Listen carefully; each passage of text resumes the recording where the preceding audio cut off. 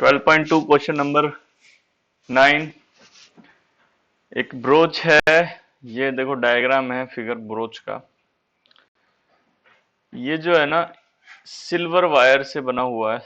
ये सर्कल भी एक सिल्वर वायर से बना हुआ है और इसकी जो ये डायमीटर है ये भी सिल्वर वायर से बनी हुई है। ठीक है, ये 5 डायमीटर है। 5 डायमीटर यानी कि ये 10 रेडियस हो गई पूरी। ठीक है, और ये जो डायमीटर्स हैं ये 5 डायमीटर्स इस पूरे सर्कल को 10 इक्वल सेक्टर्स में काटती हैं। यानी कि ये एक सेक्टर ये हो गया, ये 2 सेक्टर, ये तीसरा, ये चौथा, ये पांचवा और ये छठा, सातवां, आठवां, नौवां, दसवां। ठीक है, ये 10 इक्वल सेक्टर्स में डिवाइड करती है। तो हमें निकालना है एक तो जो टोटल वायर लगी है उसका हमें लेंथ निकालनी है उसकी, और सेकंड पार्ट में निकालना है हर एक सेक्टर का जो एरिया है ना वो निकालना है। यानी कि एक सेक्टर का एरिया किसी भी, और सारे बराबर होंगे तो एक का निकाल लेंगे बस हो जाएगा। ठीक है, तो सबसे पहले हम लिखते हैं, थोड़ी स्टेटमेंट लिखते हैं। ये ब्रोच जो है किससे बना हुआ है? सिल्वर वायर से बना हुआ है। ठीक है, इसकी डायमीटर क्या है ब्रोच की? Diameter of broach. ठीक है, कितनी है भाई? 35 mm दे रखी है डायामीटर। अब डायमीटर से हम रेडियस निकालते हैं। रेडियस क्या हो जाएगी? रेडियस ऑफ ब्रोच हो जाएगी 35 अपॉन में 2 mm। ठीक, ये हो गई हमारी रेडियस। अब जबकि देखो 5 डायमीटर यूज हुई पड़ी है। ठीक है, कितनी यूज हुई पड़ी है? 5 डायमीटर से ये बना है, और एक सरकमफ्रेंस में जो लगी है वायर एक, वो हमें तो पहले लेंथ निकालनी है ना। टोटल सिल्वर वायर लगी हुई है वो निकालनी है। तो जो टोटल सिल्वर वायर निकालनी है हमें, टोटल सिल्वर वायर यूज्ड। ठीक है, कैसे निकालेंगे? एक तो भाई इसके सर्कल में, ठीक है, length of wire in circle. ठीक है, जो सर्कल में यूज हुई पड़ी है। जैसे कि ये कोने की जो ये वायर है ये है ना, ये एक ये यूज हुई है प्लस में, और जो ये इसकी 5 डायमीटर है ये अंदर वाली है ना, ये जो तीलियां हैं, वायर यूज्ड इन 5 डायमीटर्स। ठीक है, तो हमारा टोटल लेंथ आ जाएगी। ठीक है, अब तो हमें सबसे पहले length of wire in circle निकालनी पड़ेगी, है ना। Length of wire in circle, ये जो सर्कल का ये बाउंड्री होती है कैसे निकालते हो भाई? अरे ये बड़ा अच्छा सर्कल बना है। ठीक है, तो सर्कल की बाउंड्री कैसे निकालते हो?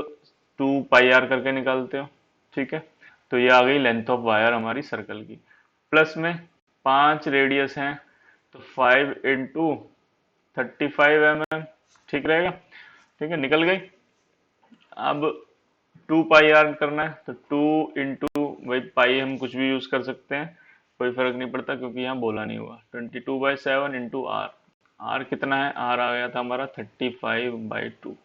ठीक है, प्लस 35 को 5 से किया मल्टीप्लाई, कितना आएगा? 5 5 ज़र हो गया 25, हो गया 2 कैरी, 5 3 ज़र 15 और ये 17, तो 175 आ गया। ठीक है, mm में आया है सब कुछ।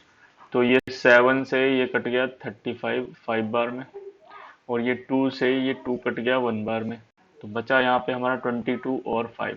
तो 5 2 ज़र 10 और 5 2 ज़र 10 और ये 11, तो 110 mm ये आ गई लेंथ जो कि सर्कल में है, और ये आ गई 5 डायमीटर की लेंथ। ठीक है, तो दोनों को प्लस करेंगे, टोटल सिल्वर वायर जो भी यूज हुई है वो आ जाएगी।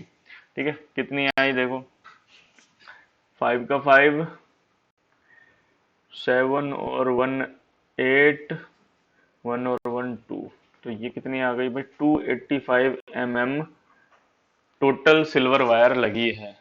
ठीक है, hence total silver wire used in brooch is 285 millimetre. ठीक है, तो ये हमारा हो गया फर्स्ट पार्ट का फाइनल आंसर। ठीक है, ये फर्स्ट पार्ट हो गया हमारा। अब हम करने वाले हैं सेकंड पार्ट। ठीक है, सेकंड पार्ट में क्या करना है, हमें एरिया निकालना है हर एक सेक्टर का। तो कोई भी एक उठा लो, यहाँ पे देखो थीटा, सबसे पहले थीटा निकालना पड़ेगा। रेडियस तो हमें पता है, रेडियस कितना है, रेडियस हमने ऊपर निकाला हुआ है। देखो रेडियस कितना है, रेडियस है 35 अपॉन में 2 मिलीमीटर।